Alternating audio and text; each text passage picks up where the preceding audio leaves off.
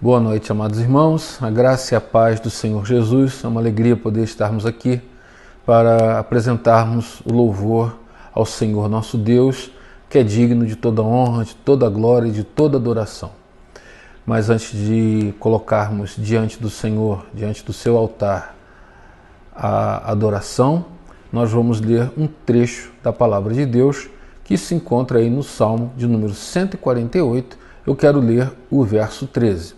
Você pode acompanhar na tela ou na sua Bíblia, que ainda vai ser muito melhor. Diz assim a palavra do Senhor: Louvem o nome do Senhor, pois só o seu nome é exaltado. A sua glória está sobre a terra e o céu. Aleluias. Então, Deus é exaltado na terra, no céu e na terra, e só Ele é digno de toda a adoração. Então, antes de louvarmos ao Senhor, feche seus olhos, incline sua cabeça e vamos ter uma palavra de oração ao Senhor nosso Deus. Senhor Jesus, louvado e engrandecido seja o teu santo nome. E aqui, como diz o salmista, o Senhor é adorado tanto na terra como no céu e na terra, e diante de ti, todo ser que respira deve te louvar e te adorar. E estamos aqui nesta noite para apresentarmos a ti o nosso culto de adoração e recebermos uma palavra que venha direto do teu trono de graça. Pois assim nós oramos e te adoramos em nome de Jesus. Amém. Amém, queridos irmãos. Vamos então louvar e adorar o nome do Senhor. Em nome...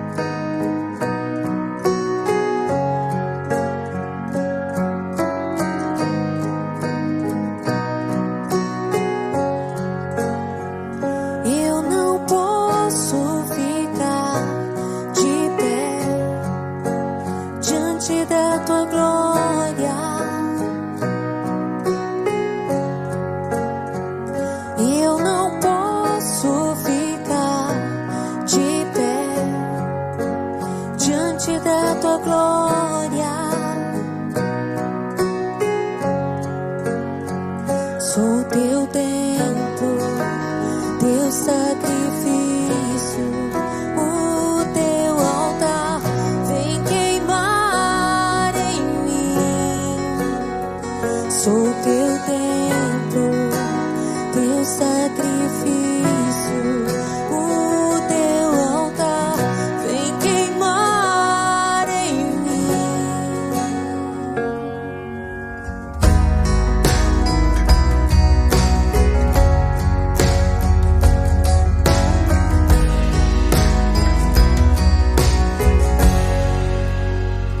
Eu não posso ficar de pé diante da tua glória.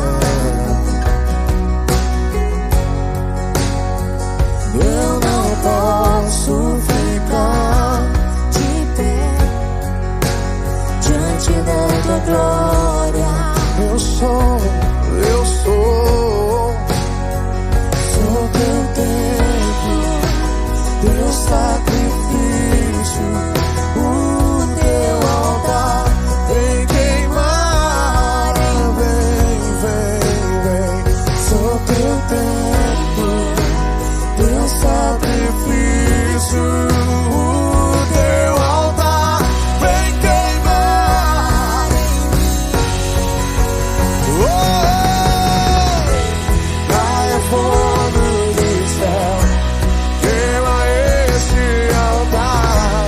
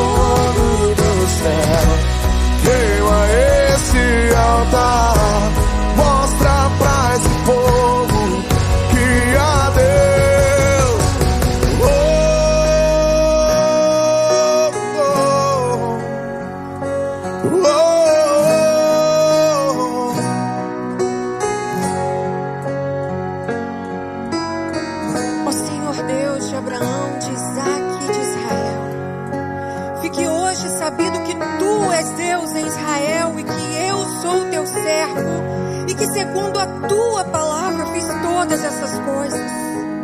Responde-me, Senhor, responde-me, para que este povo saiba que tu, Senhor, és Deus e que a ti fizeste retroceder o coração deles.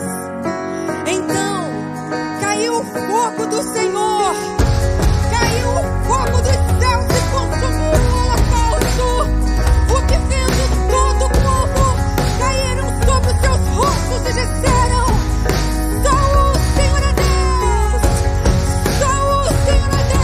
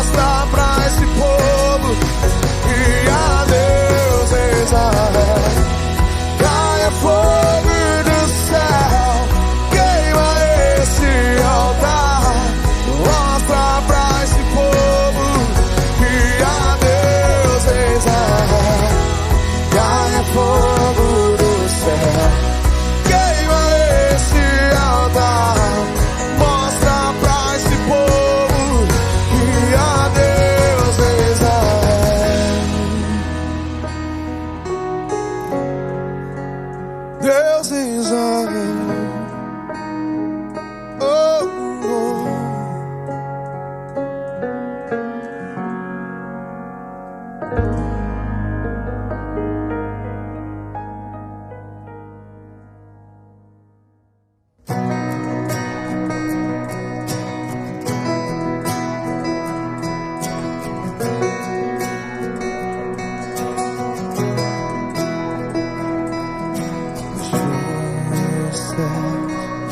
Pra me encontrar aqui não é seu lugar. Um amor assim o mundo não conheceu.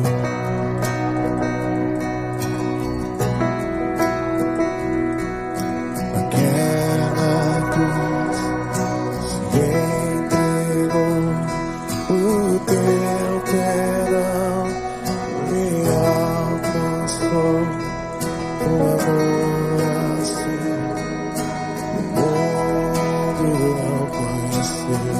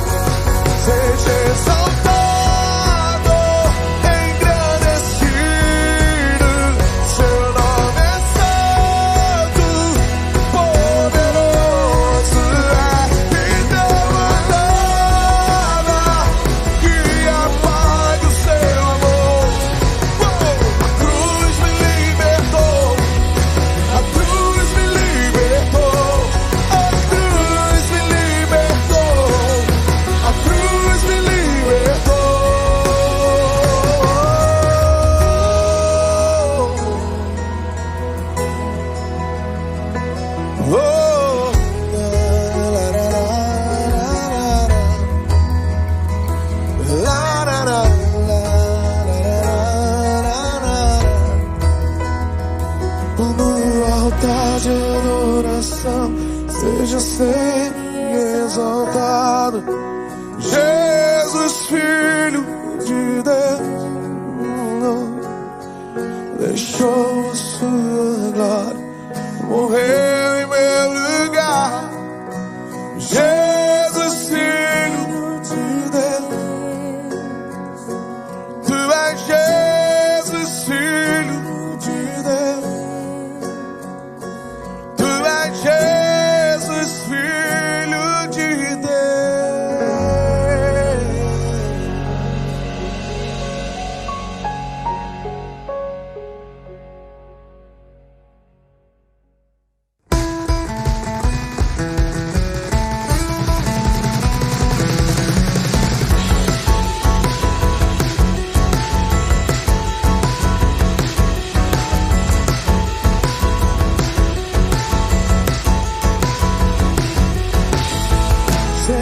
Sangue, sua cruz me leva de volta pra Deus. Sua morte, sua vida, as trevas ele já venceu. Seu amor me conquistou. Sou eterno devedor. O véu se rasgou, sua luz em mim brilhou, sua glória me cobriu. Mais que vencedor eu sou, mais que vencedor eu sou.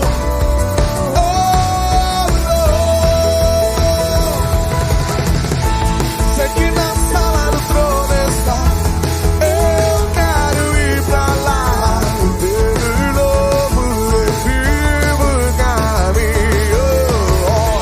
Sei que na sala do trono está, eu quero ir pra lá, ter novo e vivo caminho.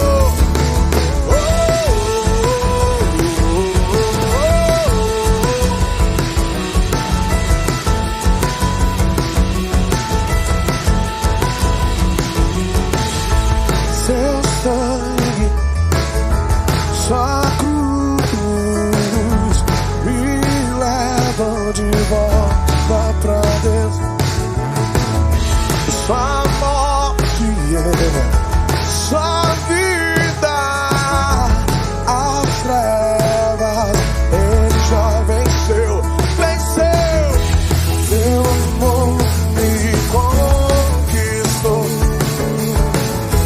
Sou eterno devedor. O véu se rasgou, sua luz em mim brilhou, sua glória me cobriu.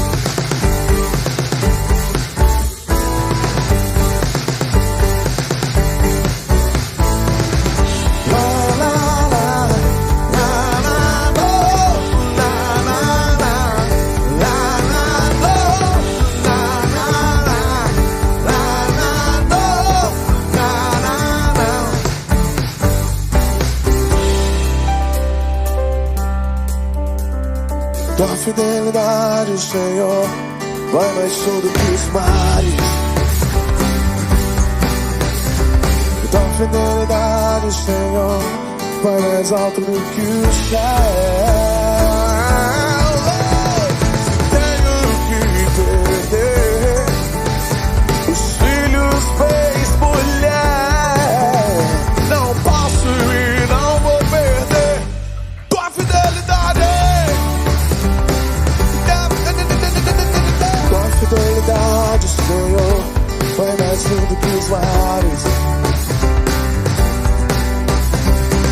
Fidelidade, Senhor, vai mais alto do que o céu. Tenho que perder filhos, bens e mulher. Não posso e não vou perder tua fidelidade. O meu Jesus é fiel.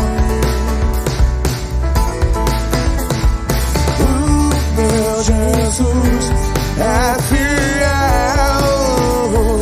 Eu sei, não importa o que vão pensar de mim. Te dou minha vida, te entrego os meus bens. Tudo que tenho é teu, pois sei que és fiel. O meu Jesus é fiel.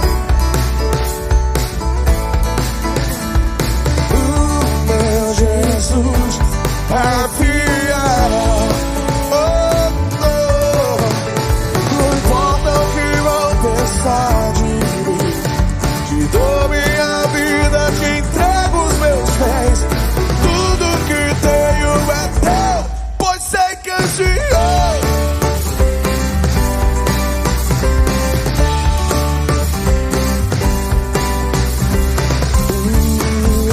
Fiel, Senhor, tu és fiel, Senhor. Dia após dia, com bênção servir. Tua mercê me sustenta e me guarda. Tu és fiel, Senhor. Tu és fiel, Senhor. Fiel, Senhor, fiel a mim. La, la, la, la, la, la, la, la, la, la, la,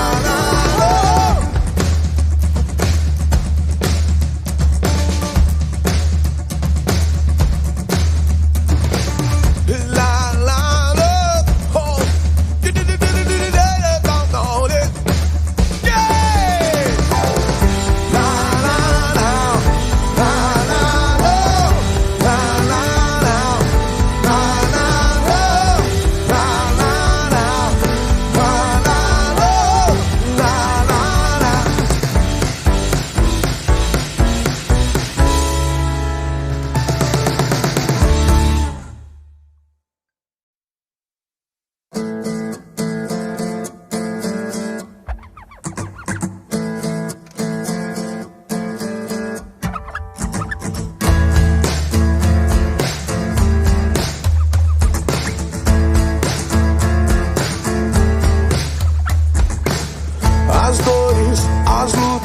angústias e aflições, o choro, o medo, as perdas e solidão.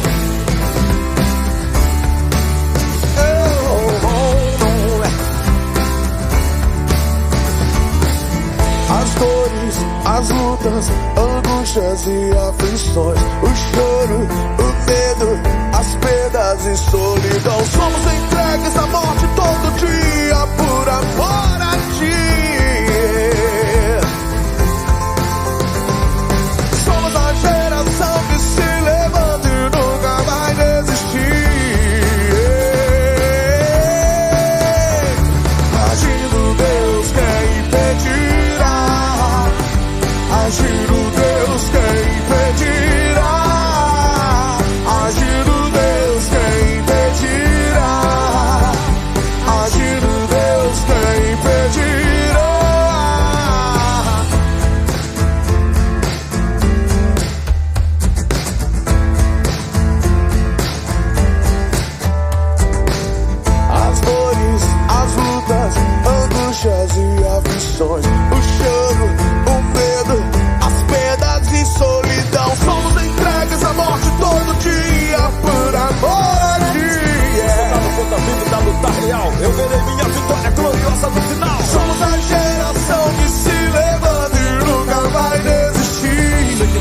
batalha, protegido, caiam mil a minha direita ou à esquerda, não serei atingido. Somos entregues à morte todo dia por amor a ti.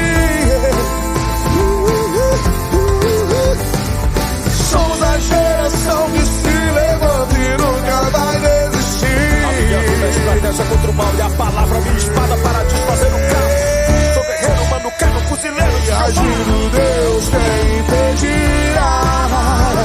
Agindo Deus, quem impedirá? Agindo Deus, quem impedirá? Agindo Deus, quem impedirá?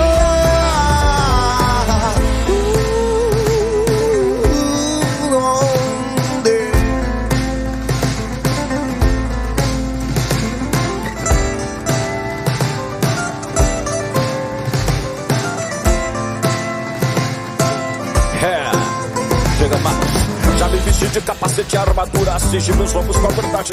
Sou da linha dura, guerreiro que não vacila e tem disposição. Acerta inimigo no queixo sem hesitar, sem vacilação. Eu sou seguro naquele que luta por mim. Em nome de Jesus eu vou até o fim. Meu general que nunca me lidera os crentes que chegam lá. Agindo Deus, quem impedirá? Agindo Deus, quem impedirá? Agindo Deus, quem impedirá? Agindo Deus, quem impedirá? Agindo Deus, quem impedirá? Agindo Deus, quem impedirá?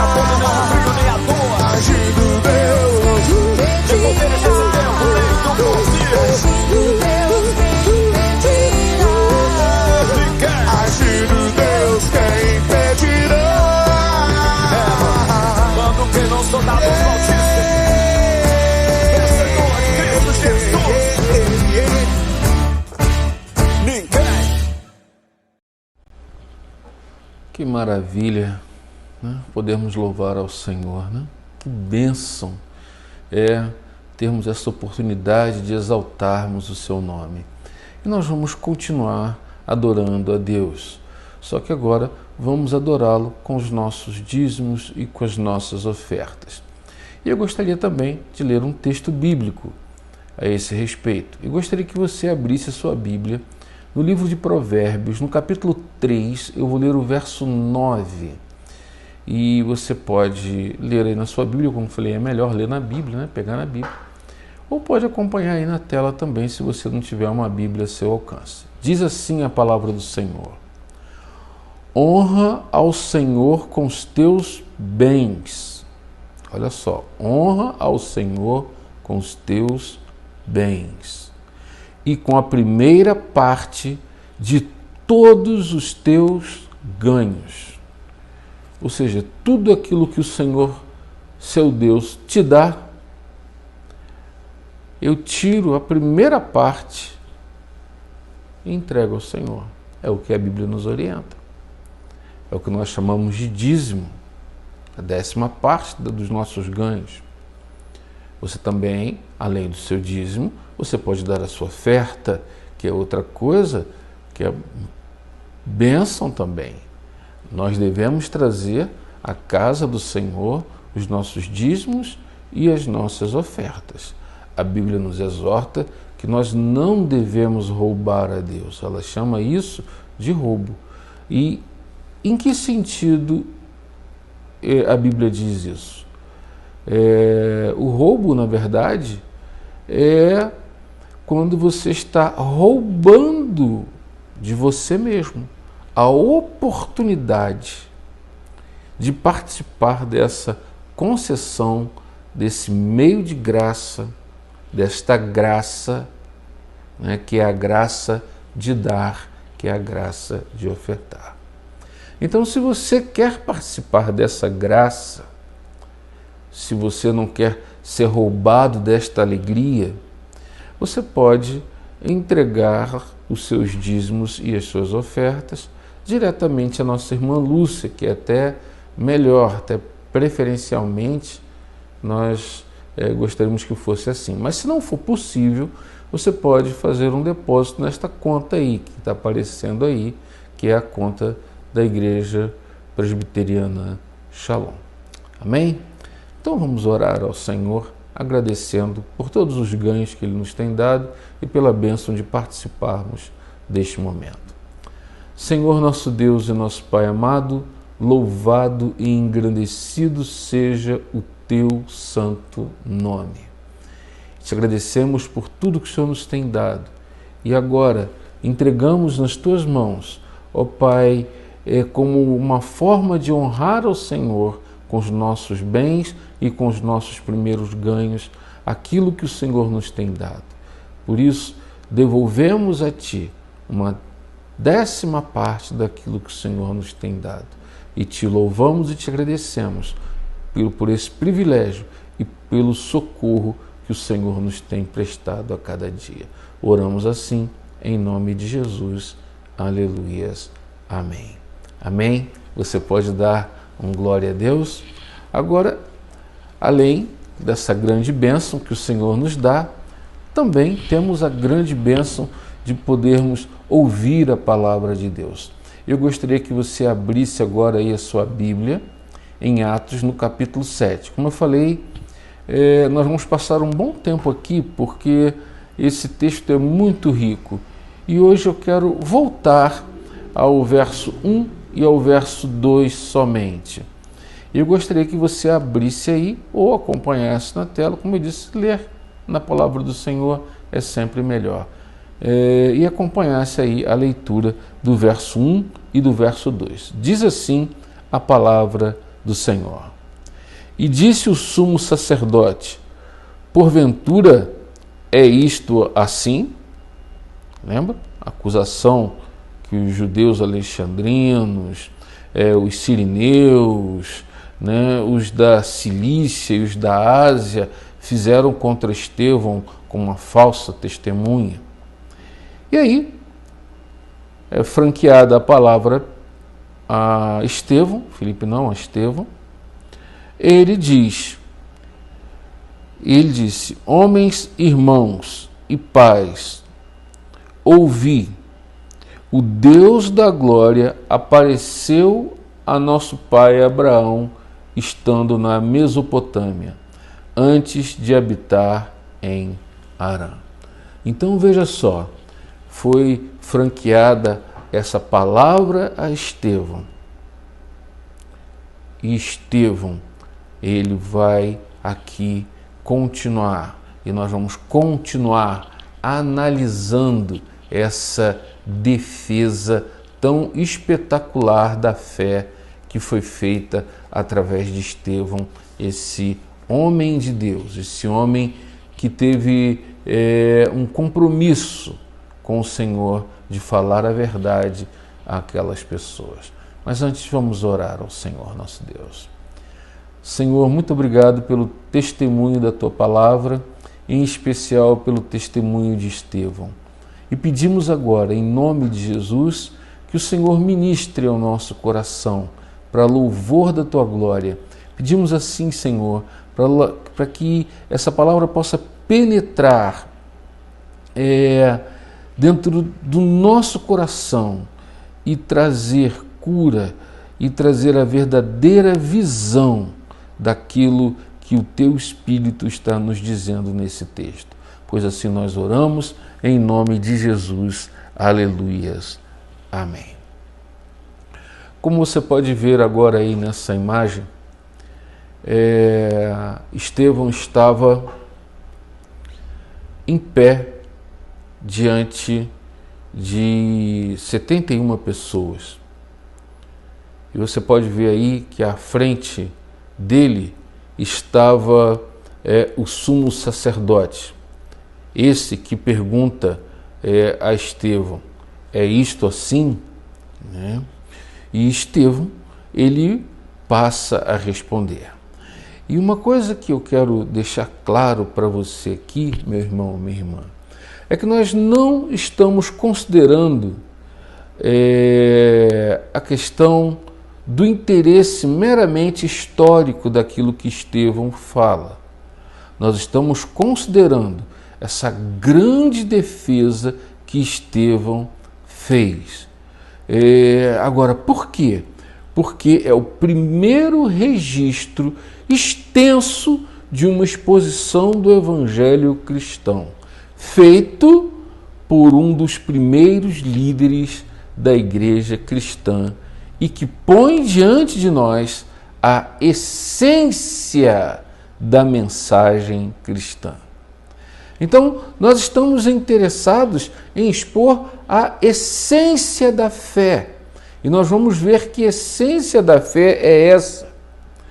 Essa que é a única mensagem no mundo de hoje que nos pode dizer alguma coisa diante da condição que nós estamos fazendo, da condição que nós estamos vivendo, né? Dessa atual situação. Ou seja, o Evangelho é a única mensagem que tem valor na situação atual. Mas qual é a tragédia? É que homens e mulheres, ao invés de crerem no Evangelho, ao invés de receberem esse Evangelho no seu coração, de receberem a mensagem que Jesus Cristo nos traz de que Ele é o Senhor e Salvador, ao invés deles aceitarem e experimentarem um maravilhoso consolo, fortalecimento, graça, regozijo, esperança, consolo, conforto. A mesma mensagem que foi entregue àqueles primeiros cristãos há 2000 anos atrás. Ao invés deles receberem isso, eles persistem em recusá-lo e as suas razões são precisamente as mesmas razões desses homens do Sinédrio que nós vimos aí a imagem deles há pouco. Nós estamos examinando a mensagem de Estevão e ela começa com a palavra: escutem, ouçam. Ouçam o que eu tenho para dizer. E ele passa a fazer uma grande recapitulação da história do povo. Ele começa a falar da história dos judeus que eles professavam, que eles acreditavam, mas que não sabiam interpretar corretamente. E quando nós consideramos essa recapitulação, quando nós reconsideramos, quando nós olhamos mais de perto aquilo que Estevão disse, nós só podemos afirmar uma coisa: é que o Evangelho não começa com o homem, mas com Deus. Essa é a grande questão. Se você olhar aí o verso 2, diz o quê? O Deus da glória apareceu a Abraão. Ou seja, o Evangelho, ele começa com o Deus da glória. E foi assim desde o Gênesis, desde o primeiro capítulo. O Deus da glória apareceu e se revelou aos homens e mulheres e o fez de forma surpreendentemente maravilhosa, de forma suprema, através de quem? Do seu Filho unigênito, o Senhor Jesus. E um versículo que vocês sabem de cor, João 3,16, porque Deus amou o mundo de tal maneira que deu o seu Filho unigênito, para que todo aquele que nele crê não pereça, mas tenha a vida eterna. Ou seja, Deus começa, Ele entrega o seu Filho unigênito como Senhor e Salvador, o Senhor Jesus Cristo. Mas homens e mulheres continuam a resistir. E diz aqui que ele apareceu na Mesopotâmia. E aqui há algo que revela a essência da mensagem. Há aqui algo muito importante que fala da relação de Deus com o mundo, da relação de Deus entre ambos, ou seja, o mundo, homens e mulheres,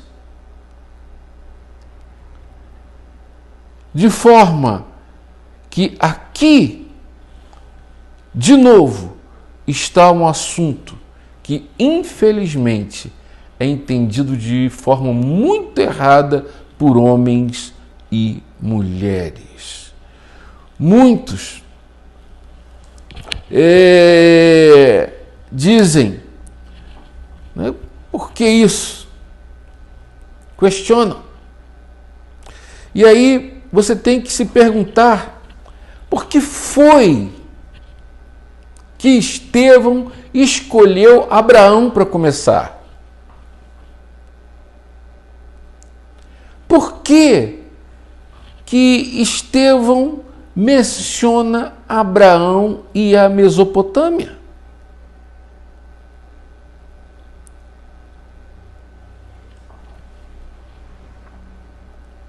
Algo que Deus quer mostrar aqui para nós, algo que Deus queria mostrar para aquele sinédrio através de Estevão. Muitos acham que o Evangelho é algo distante, que não é algo relevante para os problemas do mundo moderno e por isso o descartam. Para alguns, o Evangelho é um velho conto de fadas. Alguns estão tão interessados na sua própria vida, com a sua própria alma. Alguns estão levando uma vida tão introspectiva, tão mórbida, tão preocupado consigo mesmo, com a sua própria salvação, com o seu próprio futuro, com a sua própria vida, que se tornam neuróticas, que se tornam distantes. E elas não querem saber desse negócio de evangelho, não. O que o evangelho pode fazer para ajudá-las, elas não querem saber. Este mundo no qual nós vivemos, onde nós experimentamos grandes problemas, onde a humanidade experimenta grandes problemas, elas não se perguntam o que o Evangelho pode fazer por isso, por elas, porque elas já descartaram há muito tempo o poder do Evangelho, não conseguem acreditar neles, na palavra, na Bíblia. Eles acham que a mensagem da Bíblia é uma mensagem irrelevante, que a mensagem da Bíblia do Senhor Jesus é algo ultrapassado. E eu vou tentar mostrar a vocês que não só essa ideia é inteiramente distorcida e errada, mas também que não há nada senão o Evangelho que fala a nossa condição. O Evangelho é a única mensagem que presta ajuda prática às pessoas. Não há outra. E é isso que eu vou tentar mostrar a vocês aqui, que eu vou mostrar em nome de Jesus aqui para vocês. Tudo mais é papo furado. Tudo mais é balela. Sabe por quê? É fácil as pessoas falarem. Há séculos os filósofos estão falando. Há séculos os políticos, os estadistas, os poetas, os humanistas, quer cientistas, quer clássicos, estão falando. E por que serviu essa balela toda, esse papo furado todo? Para nada. Para nada. Não tem nenhum valor. E eu quero dizer algo para você, meu irmão e irmã, que talvez até você nem acredite mais nisso. Que se existe alguma mensagem prática neste mundo, esta mensagem é a mensagem do Evangelho. E é aí que o conhecimento da história é tão importante. Não a consideramos por considerar, mas é aqui que está uma mensagem que tem habilitado pessoas a serem mais que vencedores. É esse evangelho que faz de você mais que vencedor, mais do que vencedora, que tem habilitado muitos e capacitado tantos outros a se levantar na vida diante das piores situações.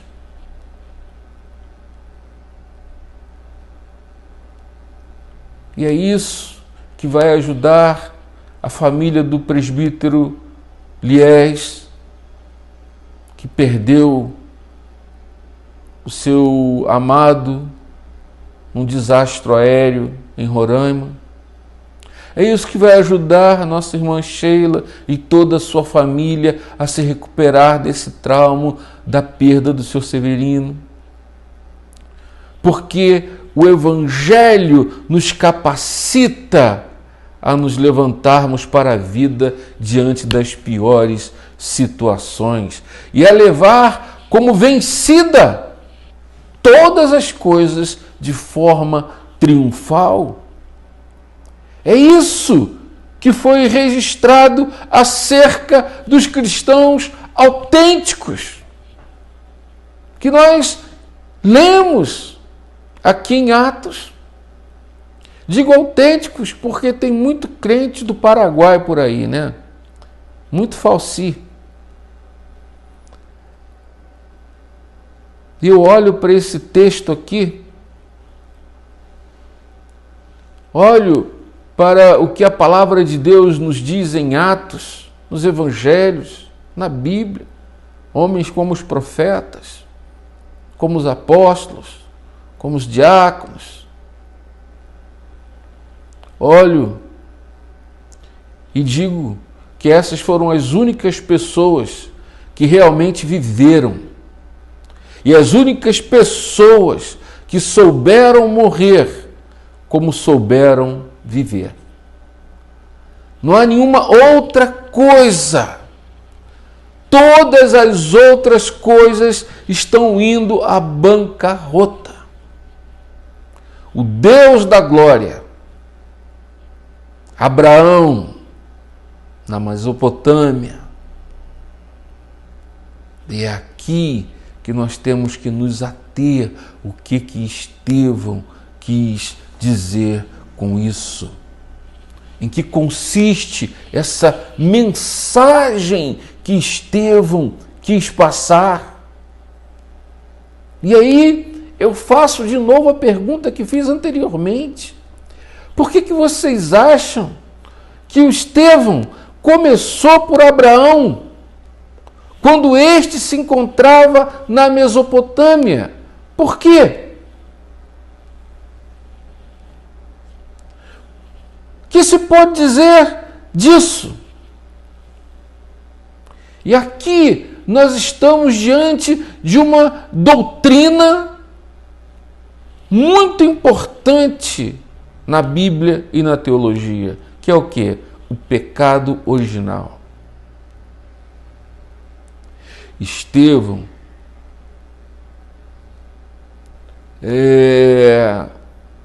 quer mostrar a essência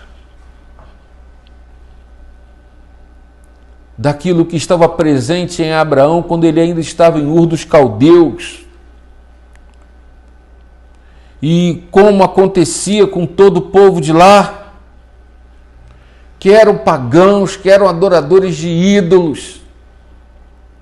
Da mesma forma, Abraão também era um idólatra, um pagão. Por isso ele começa com Abraão na Mesopotâmia, para mostrar que Abraão não começou retinho, direitinho, não. O pecado original atingiu o pai da fé.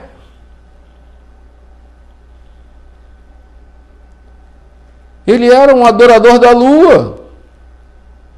E, queridos, há gradações no culto pagão. Há diversas divindades naquela época.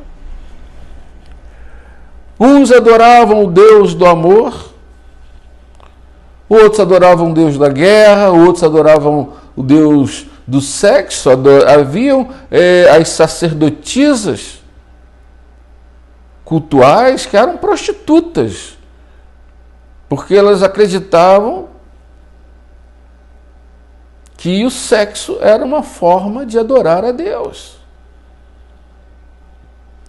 Ao passo que outros adoram a lua, o sol, os astros, e ainda outros chamados animistas, que acreditam que há espírito nas árvores, nas pedras, nos rios, nos riachos, por aí adiante. Outros que adoravam anjos, que adoravam demônios.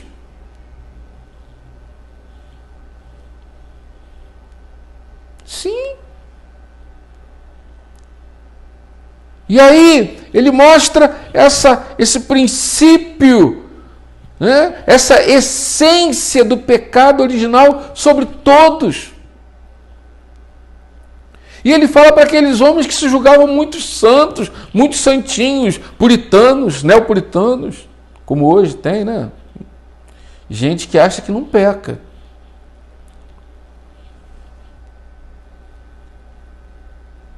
Nós conhecemos muita coisa sobre esse mundo bíblico, sobre esse período.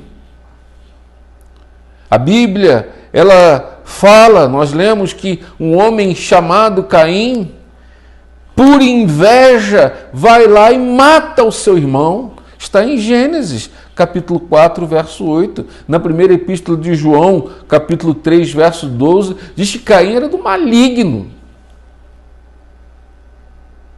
Desde o princípio, desde a queda, o pecado original entrou neste mundo.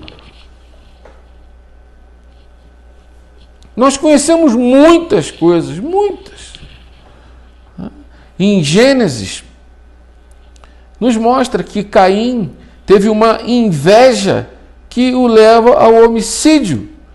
E esse mundo no qual nós estamos vivendo hoje tem a mesma coisa. Quantas pessoas que não matam outras por inveja? Se não matam a bala, a faca ou mandam matar, matam no seu coração. Ou seja, Abel, um homem justo, o sangue dele clamou a Deus. Em Gênesis, capítulo 6, verso 5, olha só o que diz aí na sua Bíblia. Uma terrível descrição do estado do mundo antes do dilúvio, ou seja, das pessoas, dos seres humanos antediluvianos. Diz assim: viu o Senhor a maldade do homem, e se havia multiplicado na terra, e que era continuamente mal todo o desígnio do seu coração. Ou seja, a maldade do homem se havia o quê? Multiplicado.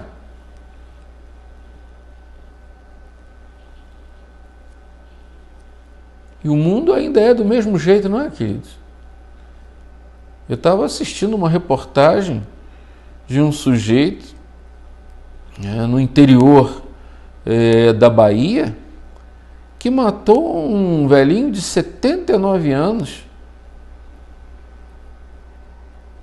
Esse velhinho viu esse homem passar pela rua, achou que ele estava com fome, convidou para vir à sua casa, deu comida a ele, e depois que ele come, ele mata o velhinho, rouba as roupas do velhinho, Ele não havia matado ainda, ele não tinha morrido ainda, ele pensou que tinha matado, mas pega esse velhinho, joga na fogueira, com o homem ainda vivo. Ele foi preso, mas ele acha que não fez nada demais.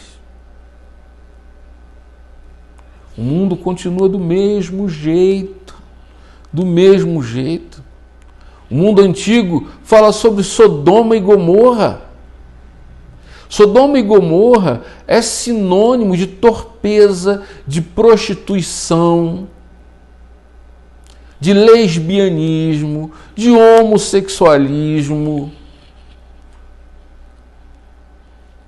de tudo que é ruim, de toda imundícia, de todo vício que você possa imaginar. Sodoma e Gomorra, capítulo 18 e 19 de Gênesis, é sinônimo. Pessoas que não só praticam sexo com pessoas do mesmo sexo, mas praticam sexo com animais. Ainda hoje isso acontece. Eles quiseram ter uma relação sexual com os anjos que foram até lá para tirar Ló do meio daquela cidade. Ou seja, já havia. Queridos, é impressionante isso. E aí quando você olha para o Novo Testamento e você fala assim, não, será que essa coisa vai melhorar? E nós vemos ali em Romanos 1, versos 22 e 23, que não, a coisa só piora. Olha o que o apóstolo Paulo diz, ele nos dá uma descrição, ele fala assim, ó, inculcando-se por sábios, tornaram-se loucos e mudaram a glória de Deus incorruptível em semelhança da imagem de homem corruptível, bem como de aves, quadrúpedes e répteis. Ou seja, eles fizeram imagens desses animais e passaram o quê? A adorá-los. E qual foi a consequência disso? Romanos 1, 28 nos diz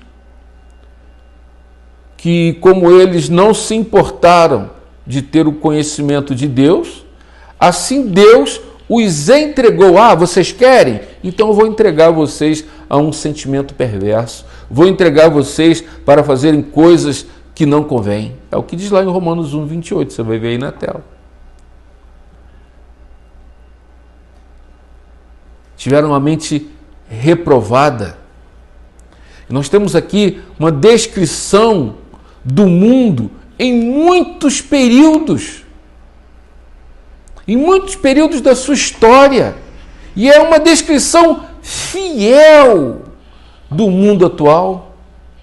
Se você olhar aí em Romanos 1, versos 26 e 27, eu vou projetar aí na tela para você acompanhar, diz assim: por isso Deus os abandonou às paixões infames, porque até as suas mulheres mudaram o uso natural no contrário à natureza, e semelhantemente também os homens, deixando o uso natural da mulher, se inflamaram em sua sensualidade uns para com os outros, homens com homens, cometendo torpeza, e receberam em si mesmos a recompensa que convinha ao seu erro.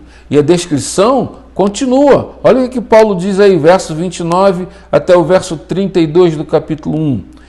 Estando cheios de toda iniquidade, fornicação, malícia, avareza, maldade, cheios de inveja, homicídio, contenda, engano, malignidade, sendo murmuradores, detratores, aborrecedores de Deus, injuriadores, soberbos, presunçosos, inventores de males, desobedientes aos pais e às mães, nécios, infiéis nos contratos, sem afeição natural, irreconciliáveis, sem misericórdias, os quais, conhecendo o juízo de Deus, que são dignos de morte, os que tais coisas praticam, não somente as fazem, mas também consentem com as que fazem. Queridos, que coisa horrível. Hoje você não consegue ver um filme, uma série, sem que você veja adolescentes do mesmo sexo se beijando. Homens com homens, mulheres com mulheres. Você não consegue ver nada que não ofenda aquilo que a palavra de Deus condena. E o que eu quero dizer para você? Não veja, não consinta, repreenda. Porque se você olha para isso e acha normal e continua assistindo, você está pecando da mesma forma.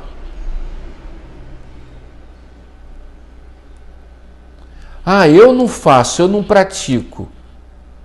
Mas está consentindo só pelo fato de você ver, assistir. Se você não consente, você não quer aquilo dentro da sua casa, dentro da sua mente. Sabe por quê? Porque um dia Satanás vai despertar em você o desejo de querer experimentar. Foi assim comigo quando comecei a usar drogas. Consentia com tantos colegas que faziam uso de cocaína e de maconha que acabei fazendo.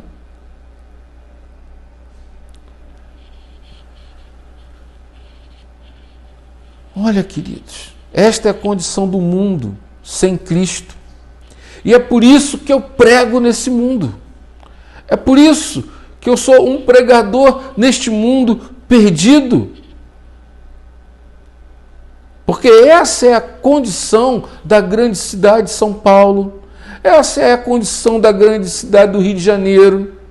Essa é a condição da grande cidade de Nova York, de Londres, de Paris e de tantas outras grandes cidades, com toda a sua sofisticação, com todo o seu conhecimento, com toda a sua tecnologia, com toda a sua cultura. É assim que homens e as mulheres estão vivendo. Não só praticam, essas coisas, mas também concordam com aqueles que a praticam. Gloriam-se nelas. Porque viver assim, mesmo apesar de todo conhecimento, mesmo apesar de toda sofisticação, não só praticam essas coisas, mas alegram-se, gloriam-se nelas.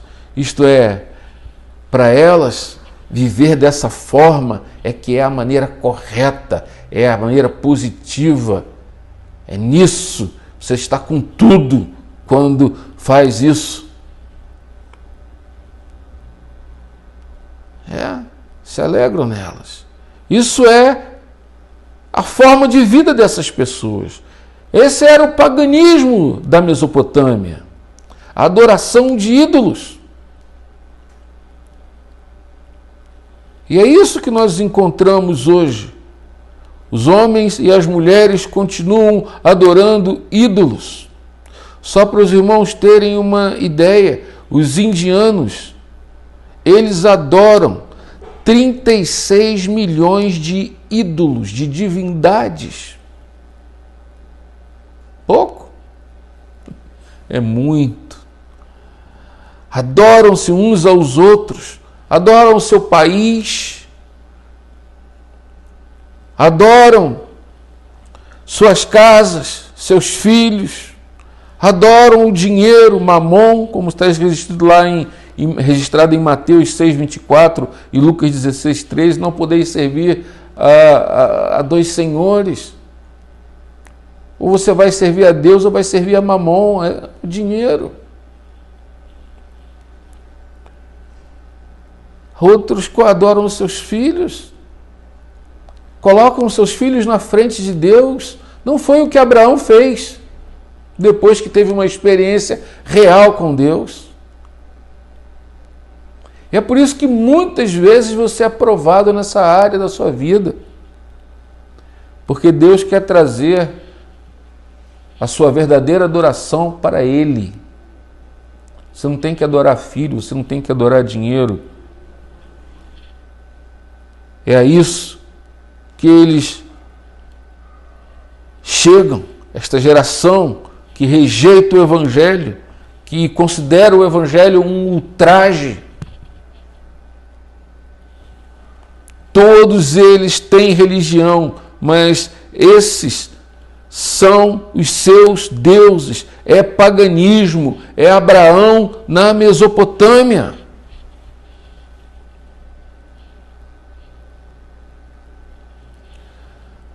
E não somente isso. Essa é uma descrição das condições morais do mundo. Porém, desafortunadamente, esse não é o fim da história. É um mundo de males, de moléstias. Olha aí a Covid.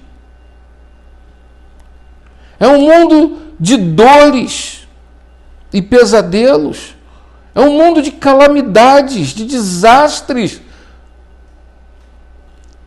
Um mundo em que acontecem coisas terríveis e medonhas. É um mundo de fome, de pandemia. É um mundo de morte. Eu quero mostrar a vocês aí a foto do comandante Eliés, presbítero, um homem de Deus, que estava levando vacinas para os índios. Por que essas coisas acontecem? Porque esse mundo está perdido no pecado. Essas coisas entraram. A morte entrou no mundo. Pois bem,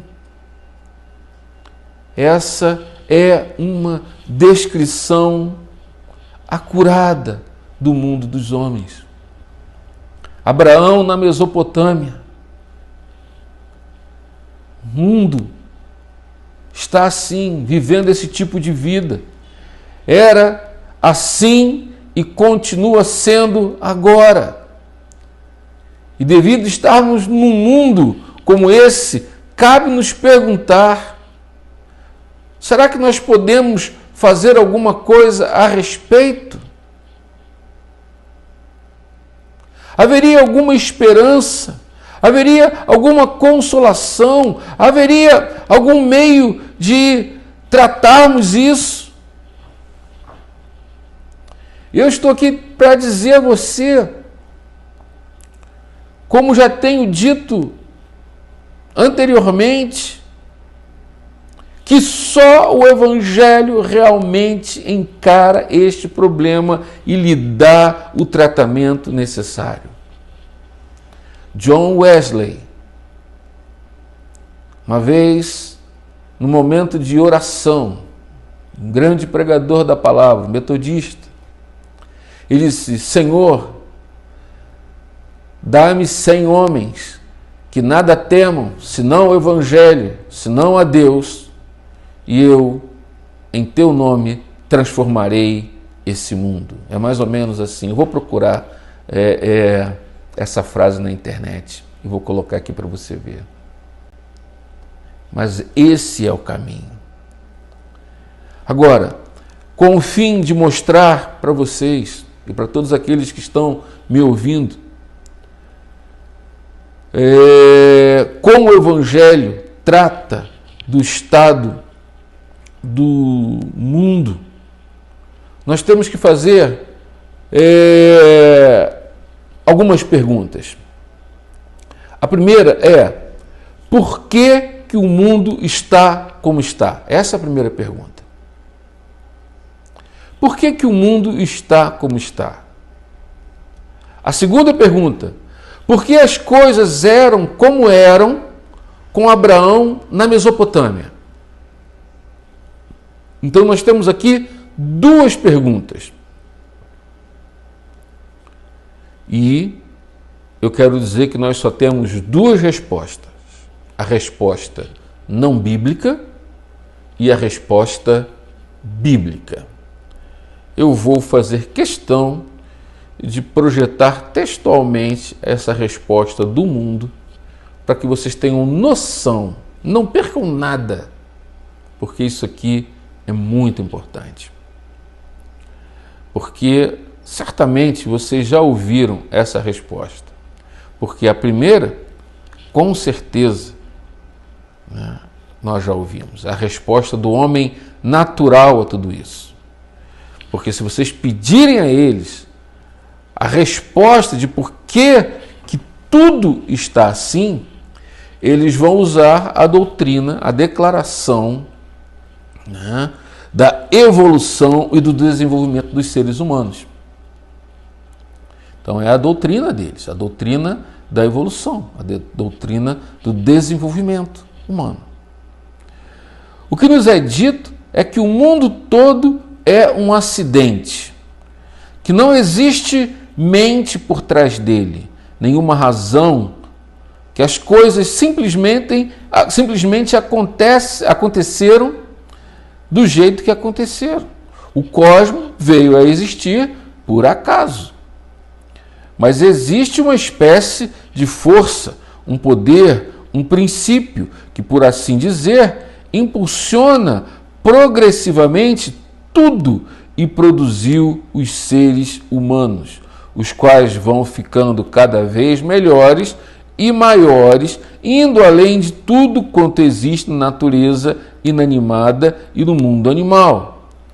Todavia, nos fazem lembrar que os seres humanos mal acabaram de sair da selva e estão nos primeiros estágios da sua liberação, e o processo é lento, levou milênios para chegarem a isto, e obviamente vai levar muitos milênios mais antes de chegarem verdadeiramente a um estado de perfeição e de desenvolvimento completo. Tudo, né, se resume a isso. É dessa forma que eles se apresentam. Mas, tudo bem.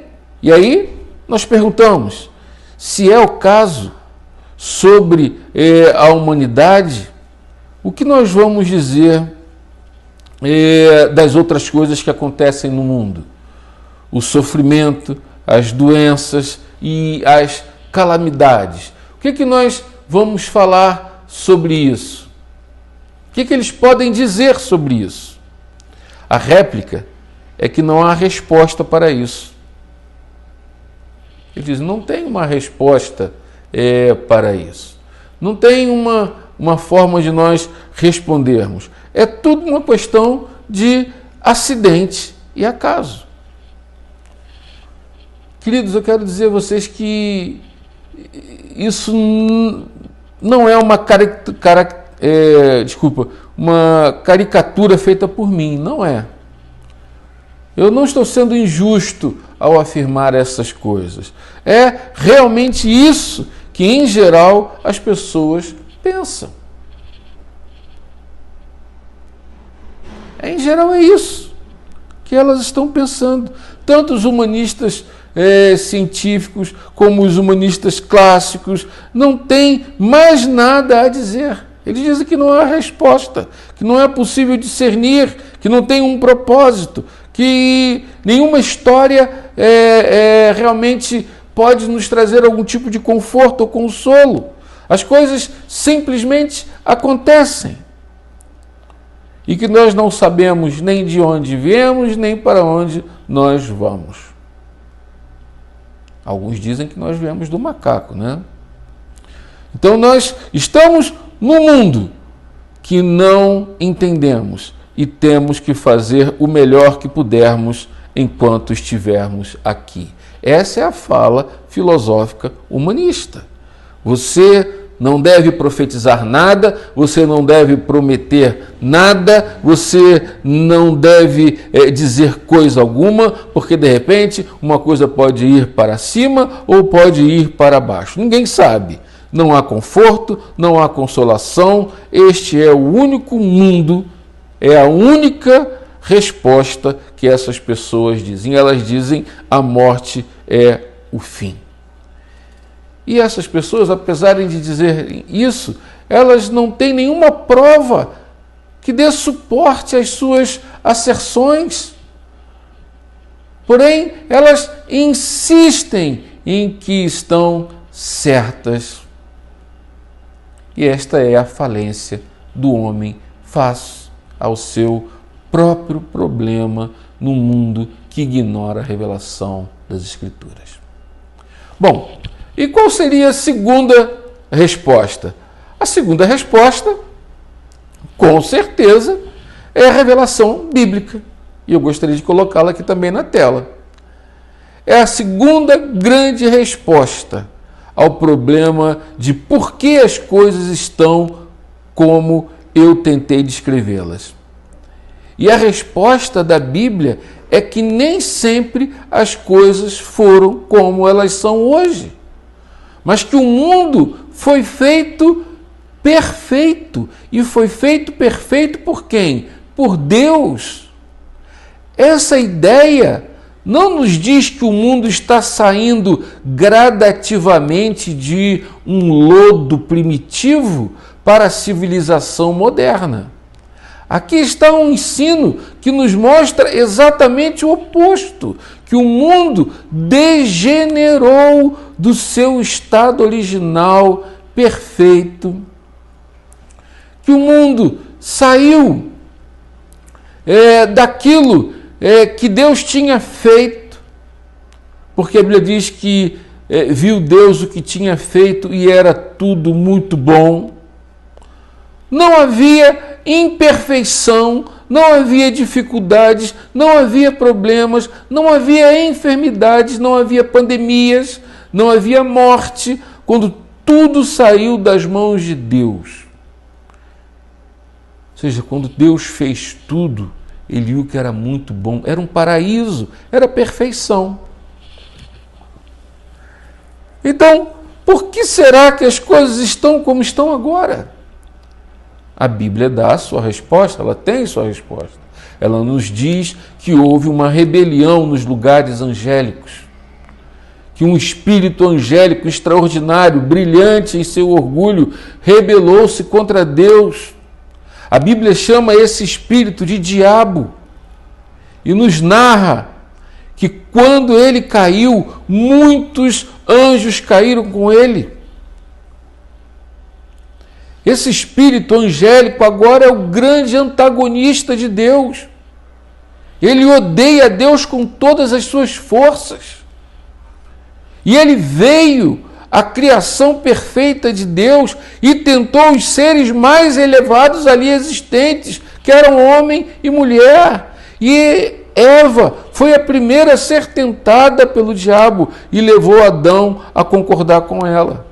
E qual foi a tentação? Foi a de desafiar ou afrontar a Deus. E eles realmente o afrontaram.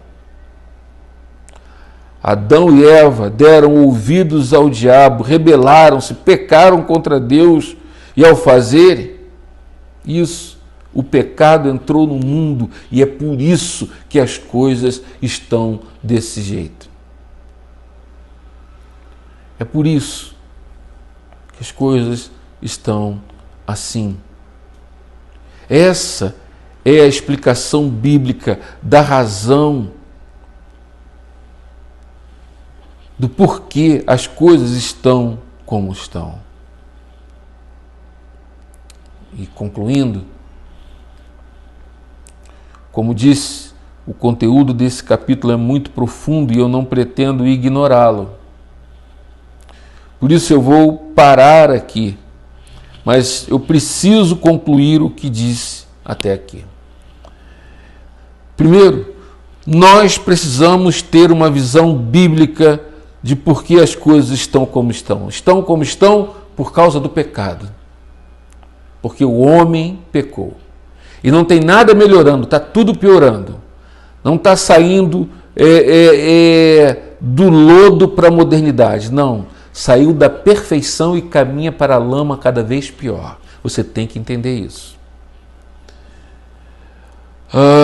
Estevão fez isso e ele começou com Abraão na Mesopotâmia e por ali ele trouxe inúmeras respostas para nós e para o homem que se julga muito sábio e traz muitas respostas para a humanidade hoje.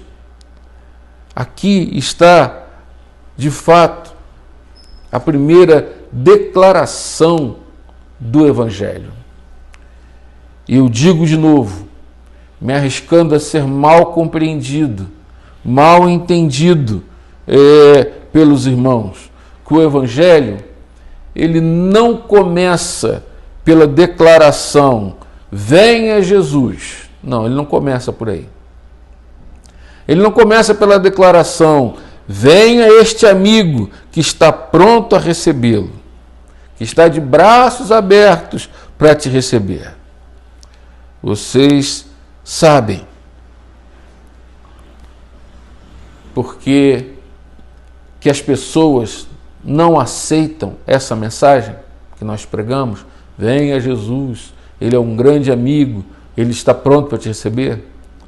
Porque essas pessoas não conhecem a sua real necessidade. Porque nunca viram a necessidade de receber a Cristo. Não, nunca conheceram, nunca viram nenhuma necessidade, porque não partiram do começo do Evangelho. Não partiram do início da Bíblia, aonde mostra o estado de pecado, a queda do homem, a maldição que foi lançada sobre essa terra, onde Deus diz para Adão, maldita é a terra por tua causa. Ou seja, nós vivemos num mundo que saiu da perfeição e caminha para a lama. Por isso que por mais que nós nos esforcemos para tornar esse mundo melhor, ele continua indo de mal a pior. É por isso. Então essas pessoas, elas não viram nenhuma necessidade, porque elas estão partindo do princípio errado. E no próximo domingo, eu vou continuar a mostrar a vocês o que Estevão queria mostrar para aquelas pessoas, para aqueles homens do Sinédrio, e como nós devemos nos comportar diante disso. Amém? Nós vamos orar agora. Eu peço que você feche seus olhos, curve sua cabeça. Nós vamos falar com o Senhor, nosso Deus e nosso Pai, e pedir que Ele nos ajude nesse momento. Senhor, nosso Deus e nosso Pai amado, te louvamos e te agradecemos pela Tua palavra. E eu rogo, ó Pai, que se de tudo que eu falei aqui, os Teus filhos não vierem a se lembrar, mas que eles se lembrem de como esse mundo começou. Perfeito, porque o Senhor viu tudo e viu que tudo era muito bom. Que o Senhor criou homem e mulher perfeitos e que com a entrada do pecado no mundo, as coisas caminham da perfeição para a lama cada vez pior. Muito obrigado, porque conforme vamos ver, o Senhor enviou seu Filho Jesus para nos socorrer e para nos ajudar.